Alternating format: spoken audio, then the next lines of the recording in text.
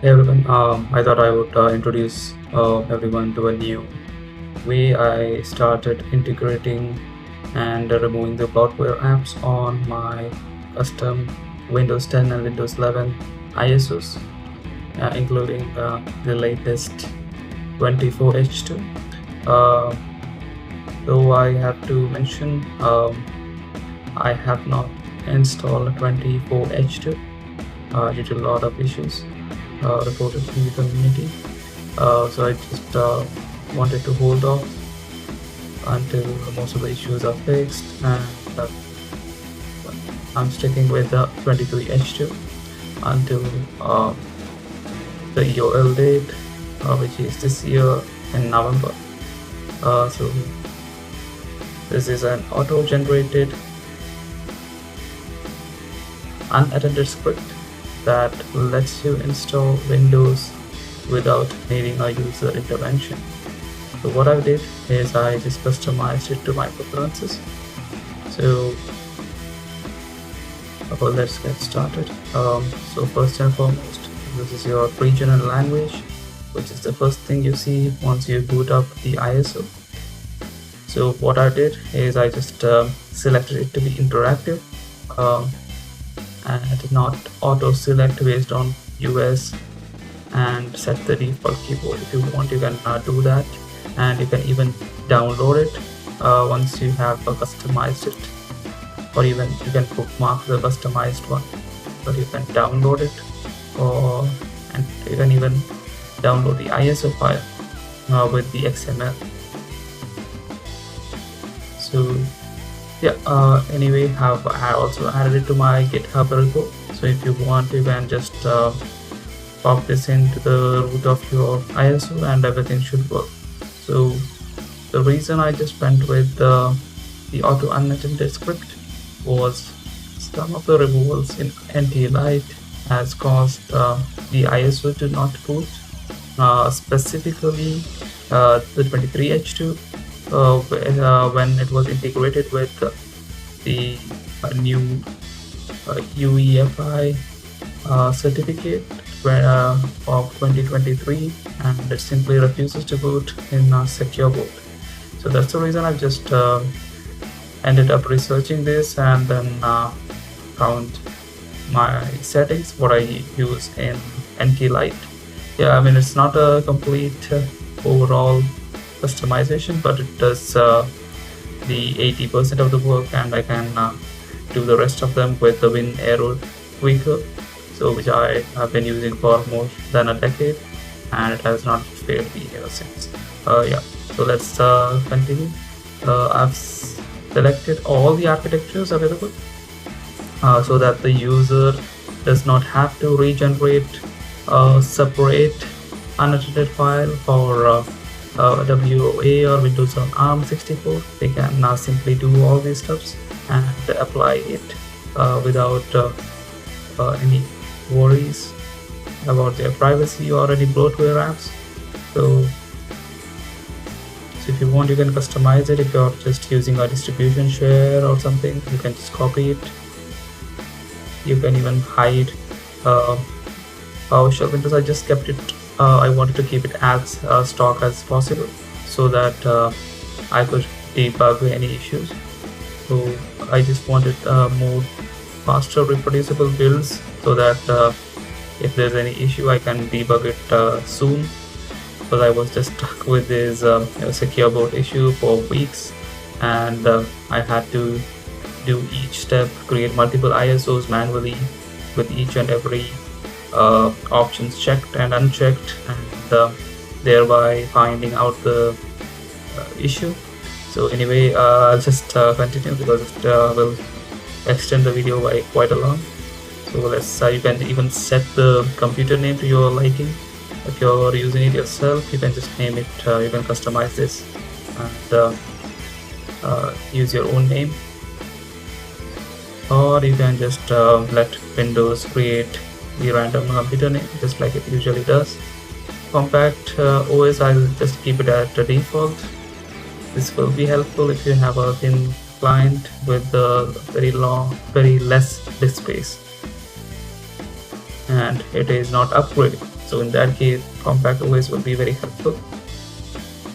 Next up is a time zone information. I just let the user interactively select it. You can even set it explicitly to UTC. Even the partition and formatting, I've kept it to be interactive, so that it is less confusing to the user and it does not wipe out their existing C or C and the data partition. So you can just customize it and even remove the RE or the recovery partition, that is around 600 to 800 megabytes or at least 1 GB on 24H2, without which the future cumulative updates might fail. So I've just kept it at the default of around 1.1. I just extended it so that it does not cause any issues in the future. But yeah, I think you can go with the interactive stock setup, or if you want to upgrade or do a repair install. You can even customize the script according to your liking. So this is what I usually do in case if I want to do a clean reset or a hard reset with the secure erase. So you can use Linux to do a secure erase as well. Yeah, this is sometimes the disk might be auto selected to USB and it might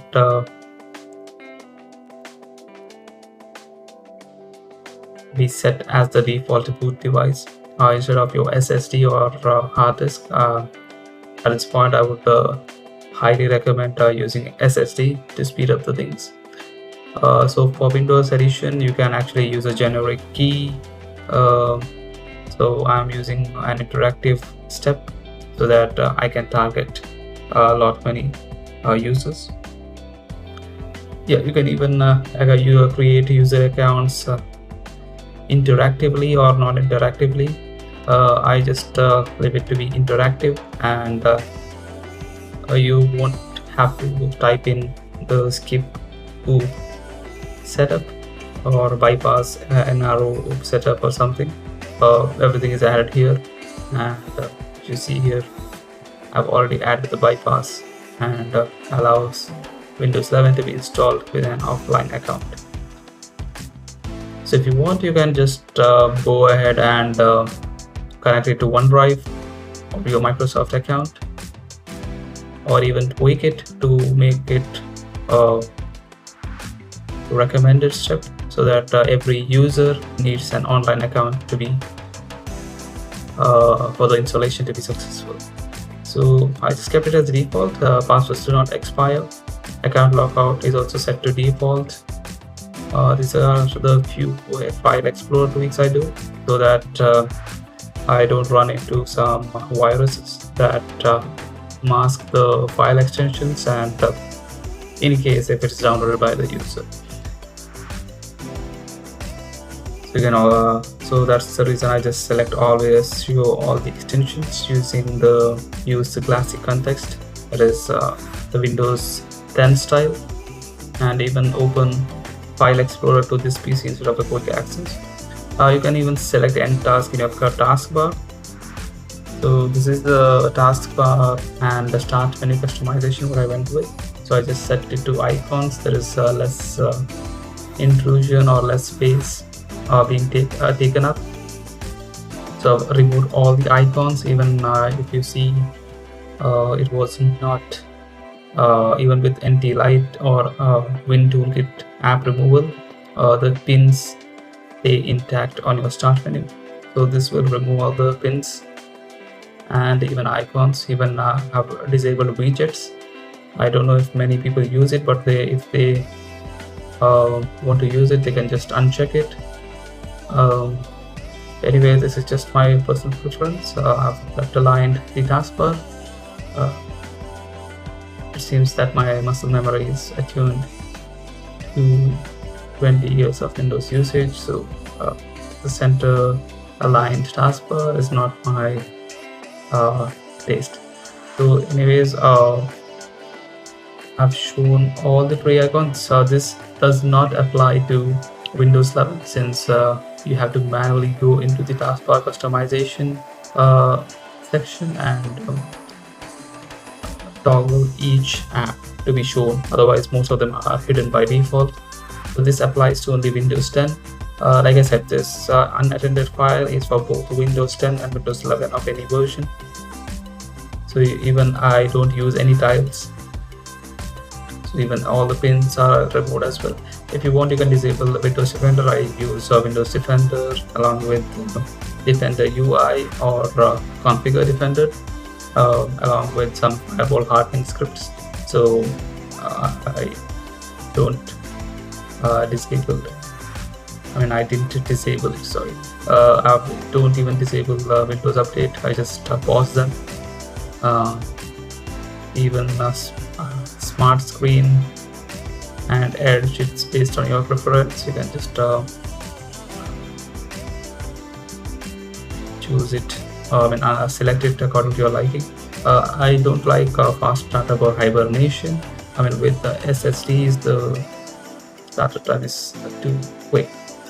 So coming from a hard disk does not make sense for me. Even disable system restore. I never had to use Windows System Restore on Windows 7 and above. I've disabled them because most of the time they could not recover properly. And since I switched to Macrium Reflect a couple of years ago with a full image backup, I never needed it. But if you want, you can enable it. This is enabled by default in all my custom builds of Windows. So enable long paths. So I've hardened the ACLs as well, so allowing the execution of PowerShell scripts in case if you have added your own scripts, or if you are trying to fetch from Scoop or Winget, so you'll not see the execution error because it is not allowed to run. So you won't see this. This is applicable only for unsigned PS1 files, but be careful about the PS1 scripts because sometimes it can be masked as a malware. So double check it before integrating it into your ISO. So I've also used this. This is disable last access, which it doesn't improve that much, but yeah, I just don't like the files to have these attributes. But yeah, even I've selected prevents to prevent Windows Update from rebooting your computer automatically, so that it does not affect your work time and you don't get the constant notifications to reboot your computer. Even I've disabled app suggestions or CDNs. Even I've disabled the BitLocker encryption, even hidden the Edge. If you see, I've removed Microsoft Edge from Windows 10 and Windows 11 ISOs and replaced them with Brave on 23H2 and 24H2, and even Windows 10 on the latest builds of March. I've also made Edge uninstallable in case if you are not customizing your ISOs like I do. So you need to uninstall Edge before connecting it to the internet. Otherwise, there is a cumulative update added that will prevent the installation. So yeah, prevent the uninstallation, not the installation. It allows to get installed in the background. Yeah, and yeah, you can even delete the empty Windows.old folder creation, which is the case with the 24H2. Even the visual effects, this is my preference. You can just keep it as a default. I don't like all these animations sometimes, so I've just kept it which I'm familiar with from the XP days.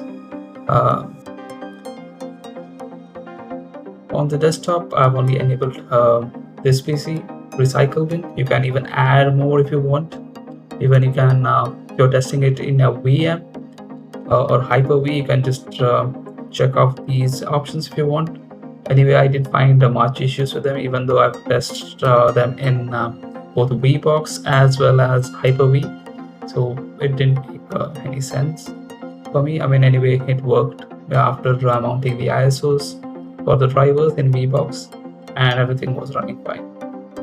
Yeah, even you can set Wi-Fi settings interactively during Windows setup. I usually skip them, and so that I can use the offline account.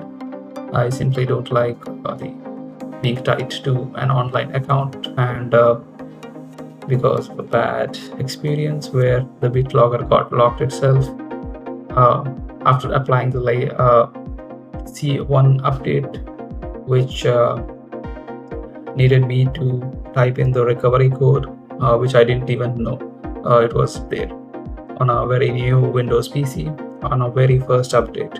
So yeah, I mean, I have disabled the device encryption. If you want, you can just uncheck it so that it is encrypted by default if you're on an enterprise. So regarding the privacy settings, I've disabled them all. Even you can enable few lock keys if you have some num key indicators that you want to be set to be enabled upon startup. You can even do that.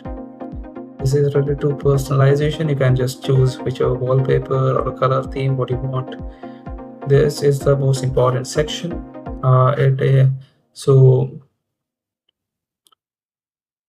here it might be slightly confusing. So here you select the apps which is not required. So these are my selections. It can be different. You can even select all. So what it does is, after the first installation, during the setup, it will run a few scripts in the background while it is setting up, and it will remove all these apps what you don't require. So if you have Xbox games, so I would suggest keeping Xbox apps in a whitelist along with the Windows Terminal, Windows Hello, because I use Windows for my fingerprint or face login. So rest of the things I don't use it. I don't use mail, calendar. I do have Office 365 and Office 2019.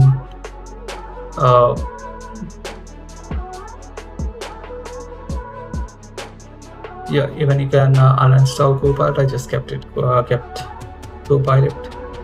Mixed reality is actually deprecated, but I don't know why that is included. But yeah, so I've also kept people. So in case we don't like it, you can just I mean, if you like it, you can just uncheck it. So I just selected whichever is not required for me.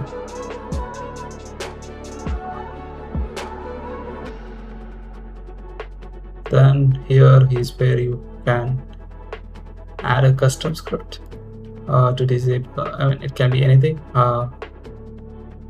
So I don't have anything with me, so you can add your own if needed. This is related to WDAC. I'm not sure if it is allowed on home editions, but on Pro and Enterprise, you can configure a basic WDAC policies, and these are the placeholders for more. If you want to specialize the settings for each and every component, you can do that as well. Next, you can, in case if you want to use your own thing, where you can actually bring up a command prompt or PowerShell using Shift F10 during the boot up. I mean, while you are selecting the languages and keyboard, and simply type this command with your name of the drive or the ISO where it is mounted, and it will just take that. I usually keep it at the same, so that I don't have I didn't have any need for this. Yeah, once it is done, you can just download the XML file or even download it as an ISO file, and you can mount it and just copy the things into the root of the Windows ISO. So this is how we do it. Go to your ISO, paste, use Windows Toolkit or any tools or Power ISO, create a ISO, and it should be done. So you have your own custom unattended script with all the bloatwares and the privacy settings enabled out of the box without you needing to do much of the work. I think that's it for this video. I hope this is helpful. Thanks for watching.